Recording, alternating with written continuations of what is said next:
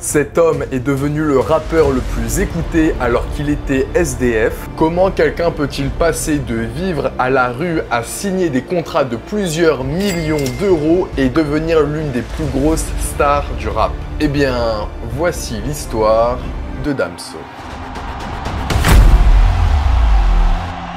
Damso est la dernière personne que tu imaginerais en tant que SDF parce que c'est juste un enfant normal grandissant à Kinshasa en République démocratique du Congo. Mais à seulement 9 ans, sa vie s'effondre.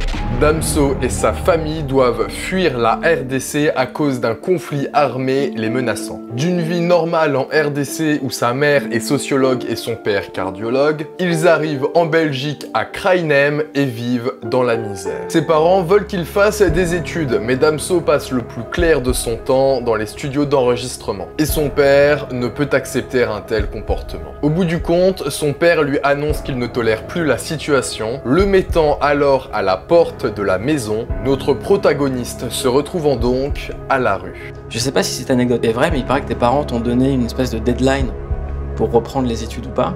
Ouais, enfin c'est plutôt moi qui avais dit que si j'arrivais pas à ce moment-là, ben prenez-moi et faites un peu ce que vous voulez, parce que pour moi ça voudrait dire que j'ai rien compris à la vie. Et que finalement bah ça va, j'avais compris. Maintenant, tu imagines qu'un adolescent forcé à se construire par lui-même est une aventure suffisamment difficile en elle-même. Mais les obstacles de Damso pour atteindre les sommets du rap s'apprêtent à devenir encore plus difficiles. Tu vois, chaque soir où il n'avait pas d'endroit pour dormir, il finissait dans des squats à dormir dehors. Et être sans abri seul dans les quartiers de Bruxelles serait violent pour n'importe qui, et particulièrement pour Damso. Errant ainsi, il est forcé de prendre une décision qui serait un tournant dans son existence. T'as fait du basket aussi? Ouais, du basketball. En haut niveau? C'était un très bon niveau quand même. J'étais très chaud. Ça, c'était ta première passion? Ouais, vraiment. J'étais tellement chaud que je devais aller même dans une école à l'internat, dans une des meilleures équipes en fait en Belgique. Mais forcément, vu que t'as moins d'heures d'études et que ma mère, c'était les études, donc elle a refusé. Et puis à un moment donné, j'ai dit, tu sais quoi, j'en ai marre. Je tournais en rond, j'ai dit, je zappe. Mais ouais, j'étais chaud, j'étais vraiment chaud. Et après, tu t'es mis au rap du coup? En fait, le basket, moi, j'étais chaud dedans parce que je maîtrisais vraiment. Mais le rap, je maîtrisais pas. Donc du coup, j'ai continué. Et c'est quand j'ai commencé à vraiment maîtriser, comme moi je l'entends, la maîtrise, que là, j'ai commencé à sortir des trucs. À l'époque, Damso ne réalisait pas à quel point changer de passion première deviendrait significatif. Mais il n'a pas perdu de temps. Il continue d'écrire des textes comme il le faisait depuis l'âge de 13 ans, mais à un rythme beaucoup plus soutenu et il se promet de devenir un top rappeur. Désormais actif dans le monde du rap depuis 2006, c'est à la sortie de sa première mixtape en 2014 intitulée Salle d'attente qu'il se fait repérer l'année suivante en 2015 par un autre rappeur, Booba. Ce que Damso ne sait pas, c'est que sa carrière s'apprête à exploser. C'est un grand artiste. Très peu de gens est capable de proposer un feat tranquille, ils s'en foutent que t'aies des vues, rien à foutre. T'es bon, moi on y va, je kiffe ce que tu fais, vas-y, on démarre un truc, puis je t'envoie une prod, ils m'ont envoyé, j'ai écrit, je l'ai renvoyé direct. Ça a pris une journée, j'ai écrit, je me souviens, il était 6 heures je crois. Parce que je crois que comme il était à Miami, il m'a envoyé, il savait pas qu'il y avait le décalage, mais moi j'étais chaud, tu vois. J'ai écrit, j'ai appelé mon ingé, j'ai renvoyé le son à 20 h. Et paf, il y a eu un autre son, j'ai fait la même chose, et puis Pinocchio est arrivé, on a écrit, paf. Damso a finalement trouvé un label et un feat avec une légende du rap français. Mais quelque chose de bien plus important que ça encore, il trouve la reconnaissance et le soutien qu'il attendait tant. Il savait que Booba prenait un risque en misant sur un parfait inconnu, donc il ne pouvait pas déconner et devait faire ses preuves. Et pour la première fois de sa vie, il avait de l'espoir. Ses jours dans le rap ne faisaient que commencer. Et pourtant, il s'est posé un objectif que beaucoup d'entre nous ne feraient que rêver, faire disque de diamant et sortir l'album de l'année. Mais Damso était déterminé. Et cette année-là, le parcours commence fort parce qu'il se dédie à écrire des textes pour son premier album, Batterie Faible, qui sort en 2016. Mais du coup d'ailleurs, t'as fait ton album en 3 mois, c'est ça? En 3 mois. C'est vraiment 3 mois, on bossait avec Fuentes tout le temps. Limite 6 mois, quoi, j'ai envie de dire. On faisait des nuits blanches, on revenait sur les titres, le mix. Alors, je sais pas vous, mais pour moi, écrire un album en 3 mois, ça me paraît pas mal. Et même si son album fait double disque de platine rien qu'en France, il n'a pas encore atteint le niveau de disque de diamant qu'on lui connaît aujourd'hui. Damso savait que s'il voulait accomplir son rêve de disque de diamant, il devait encore améliorer sa musique et produire un album de légende. Mais à ce moment-là, Damso réalise à quel point ses objectifs étaient encore plus difficiles à atteindre qu'il ne l'imaginait. Parce que d'autres artistes émergent, s'installent et attirent l'œil sur eux. Donc sachant qu'il devait se battre avec des artistes qu'il admire pour être sous le feu des projecteurs, il commence à douter qu'il deviendrait un jour une légende du rap. Parce que sa philosophie à lui n'est pas de rabaisser les autres ou de les écraser, mais d'être meilleur que lui-même un peu plus chaque jour. Je pose vraiment des questions et une question en entraîne une autre, qui entraîne une autre, et que je me suis replongé vraiment dans ma passion de base, c'est la musique. Et dedans, j'ai redécouvert des instruments. Enfin, je suis parti dans tellement de choses, on a bossé tellement, mais tellement, les gens n'imaginent même pas, que je crois que c'est ça qui m'a... Ça m'a ressoudé à quelque chose, à moi-même, je pense. Je suis en compétition avec moi-même, en fait. Damso savait qu'avec autant de compétition dans les charts, il ne pouvait désormais plus se permettre une seule erreur. Encore plus particulièrement depuis que d'autres artistes commencent vraiment à s'installer dans les oreilles des Français comme Jul, PNL ou encore SCH. Et pourtant, durant la même année, Damso refuse de se rendre à l'édition de l'émission Planète Rap sur Skyrock qui lui est pourtant dédiée. Il accuse la radio de ne pas respecter le rap et de ne pas inclure ses morceaux dans les playlists Skyrock. Et même si son talent n'était plus à prouver, tout devait encore se mettre en place. Et un jour, sorti de nulle part, son album est retiré des plateformes de streaming et le clip de sa musique Amnésie est supprimé de YouTube. Alors, plusieurs théories seraient à l'origine de cette suppression, mais aujourd'hui encore, le mystère reste entier. Toutefois, à deux doigts de perdre tout ce qu'il avait construit jusqu'ici,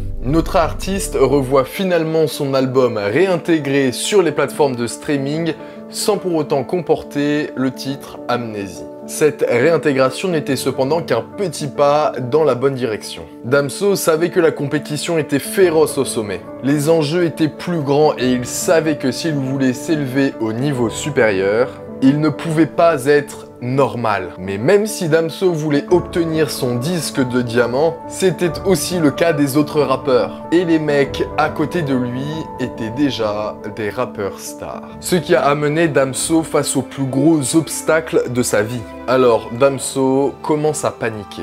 Il pensait qu'il n'aurait pas de fenêtre de tir pour faire ses preuves. Et il devait réfléchir vite. À ce moment-là, les numéros 1 des charts sont PNL. Et dans la mesure où les deux frères entraient déjà dans la légende, Damso sentait qu'il n'y avait aucun moyen pour lui d'être meilleur qu'eux et commence à sentir son rêve lui glisser des doigts. Mais tu vois, le premier album de Damso n'a pas fait double disque de platine par pur hasard. Booba, Universal Studios et le public savaient le potentiel qu'avait Damso. Et ils l'ont poussé à travailler plus dur que ses concurrents. À certains moments, Damso se levait carrément la nuit pour enchaîner des séances studio. Le rythme de travail par lequel il est passé est inhumain. Mais secrètement, tout cela était une partie du plan de l'artiste pour l'amener au sommet. Il se souvient de tout ce qu'il a traversé. Ça le nourrit et ça lui donne la motivation d'aller jusqu'au bout. Mais ironiquement, tout ce travail supplémentaire a failli faire arrêter le rap à Damso. Moi j'avais dit dernier album, peut-être pas, c'est pas une blague, c'est juste que ça me fait chier, là je le sens, je suis bien. Je sais pas si je regarde l'avenir ou je fais tout pour que l'avenir me regarde. Et pour que l'avenir me regarde, il faut que je sois talentueux. Je dois être le meilleur pour que dans le futur on ait besoin de moi. Damso ne le savait pas encore, mais être poussé si fort deviendrait sa plus grande bénédiction. En coulisses, il attendait anxieusement une opportunité. Mais en même temps, PNL était là dehors à dominer le marché, ayant la meilleure année de leur carrière musicale. C'est justement parce que ces autres artistes étaient sur la montée que chaque jour Damso était poussé à mener sa musique à un tout autre niveau. Jusqu'à ce que, plus tard cette année, PNL sorte son album Dans la légende et se retire discrètement de la scène médiatique, laissant alors dans le cœur du public une place à prendre. Tout le monde savait que Damso faisait tout pour sortir l'album de l'année. Et maintenant, tous les regards sont tournés vers lui. Et même si son travail acharné commençait à payer... Tu veux que je teste un truc? Ah, je suis dans le bendo, enfermé sur moi, je te salue pas, je suis pas courtois. Au fond de lui-même, Damso n'avait pas forcément confiance en lui sur le fait qu'il puisse devenir le nouveau phénomène du rap comme l'ont été PNL. À ce moment-là, aucun de ses titres n'est encore disque de diamant. Il lui restait une année pour bouleverser la face de la scène musicale. Sans quoi, son rêve s'arrêterait là. Et c'est à point nommé qu'il se rappelle de ce que lui a dit un rappeur un jour, un échange qui changerait sa vie pour toujours. Il m'a appelé sur WhatsApp, ah c'est bienvenue, j'ai kiffé, etc. J'étais honoré, tu vois, tu sors du trou, t'es là, t'as pas de vue, et un mec qui vend des disques de platine, qui te check comme ça, c'est kiffant. Et après, j'ai encore été plus surpris quand il m'a proposé un feat. Juste après que Damso soit convaincu qu'il pouvait faire disque de diamant en sortant l'album de l'année, il savait que c'était maintenant ou jamais. Donc à la fin de l'année 2016, il fait preuve d'une foi aveugle en son plan. Mais c'est à ce moment-là que les choses commencent à faire vraiment peur. Parce que tout le monde allait enfin voir si la carrière de Damso était finie ou ne faisait que commencer. Les meilleurs des meilleurs étaient ici. Soyez les bienvenus aux 37e victoire de la musique. Tous les meilleurs artistes francophones des 4 coins du monde espéraient que leurs rêves deviennent réalité. Donc Damso savait qu'il avait de la concurrence, mais il avait toujours foi en le fait que son nom finisse par être appelé. Et un par un, les élus montaient sur scène. Les nommés sont Angèle, Clara Luciani, Orelsan. À mesure que les membres du jury faisaient leur choix, le nom de Damso ne fut jamais appelé. La plupart des personnalités votantes le percevaient comme politiquement incorrect. Après tout, il abordait des sujets tabous, sans retenue et souvent avec des mots crus. Donc forcément, ils avaient peur de l'image que cela pouvait renvoyer. C'était trop risqué. Personne n'avait la volonté de voter pour cet artiste. Du moins, c'est ce qu'on pensait, jusqu'à ce que... J'ai l'enveloppe, je l'ouvre. Celui qui va pouvoir écrire une nouvelle ligne sur son Wikipédia est Lithopédion Damso.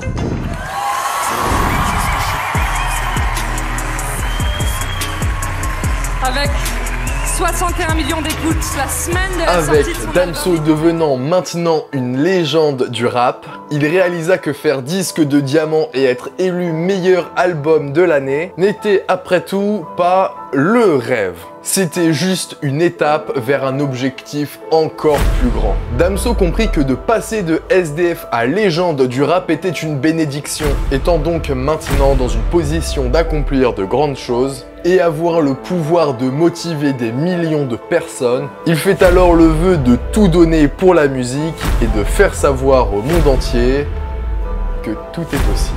J'espère que le rap sera respecté pour ce qu'il est et non pour ce qu'on veut qu'il soit.